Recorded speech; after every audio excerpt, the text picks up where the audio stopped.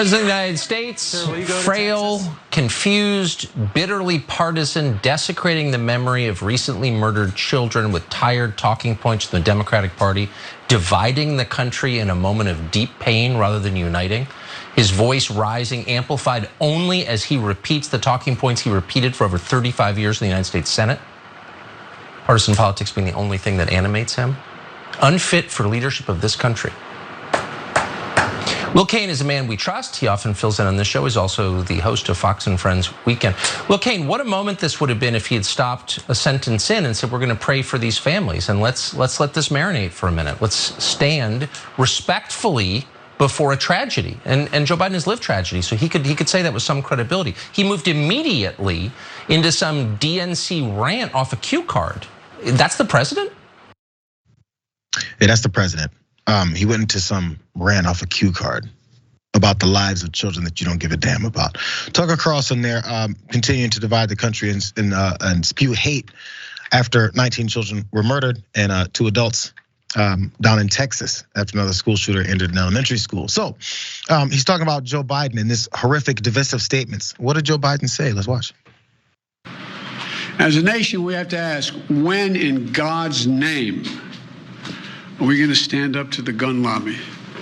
When in God's name we do what we all know in our gut needs to be done? The idea that an 18-year-old kid can walk into a gun store and buy 2 assault weapons is just wrong. What in God's name do you need an assault weapon for except to kill someone? May God bless the loss of innocent life on this sad day. And may the Lord be near the brokenhearted and save those crushed in spirit, because they're going to need a lot of help, a lot of our prayers. So divisive, Tucker Carlson describes those words as. You can have criticisms for what Joe Biden there said, because he said, stand up to the gun lobby. If you're the gun lobby, you can take offense to that because your only objective is to make more money and kill more people. Do what needs to be done. It's a generic statement. I'm not sure what it is. What needs to be done? Now I didn't watch the entirety of his speech, but unless he broke down details of what needs to be done, I'm not sure where the divisiveness is. And if he did break down those things, how is it divisive? It's looking for answers. If you disagree, is that divisive or is that just a different take to the same objective? Is your objective to make sure children aren't killed in school? Or how about adults when they go outside? It's a shame that we have to say, don't you want to stop children from dying? But maybe a 20-year-old, it's okay. This is where we are. We have to plead to your maybe your emotions towards children, because adults, who cares about them? Right.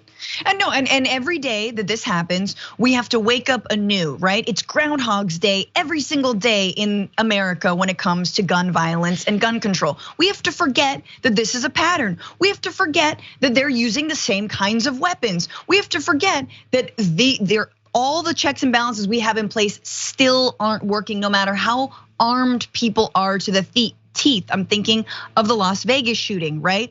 We have to forget. And so what is more political, y'all? Is it politicizing to say nothing and ignore these deaths, ignore the correlations? Or is it politicizing to do something about it? As the late Howard Zinn historian once said, you can't be neutral on a moving train. This train is bound for more and more and more mass shootings every single week.